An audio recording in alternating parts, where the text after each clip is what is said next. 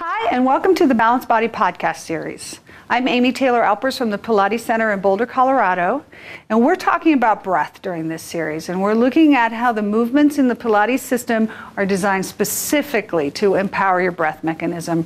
Our goal in Pilates is to uniformly develop the body, make all the tissues supple, make all the textures consistent, and make the strength and the flexibility even, so the tone is powerful, so that you can breathe, so that you can circulate all that oxygen through your body very easily.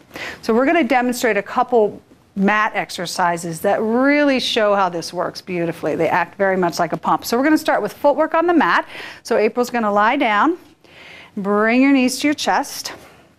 Hands are behind the head to support. So we've looked at footwork on the reformer and we've looked at it on the chair. Now this is what it looks like on the mat.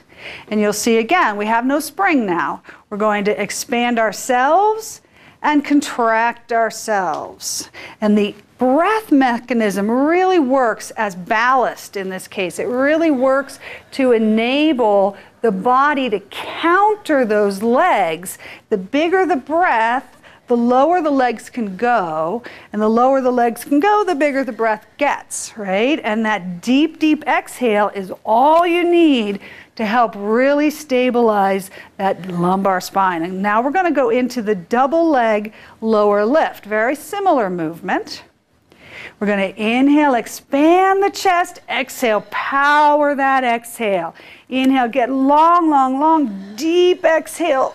Right. If we get the legs to come up just a little slower, then we have an even deeper exhale so that this contraction there gets very, very powerful. And that's how you can really feel the safety in your spine. Now we're going to show the double leg stretch. She's going to bend her knees, take hold of her ankles. Inhale, exhale. So this is just a huge breath, basically, right?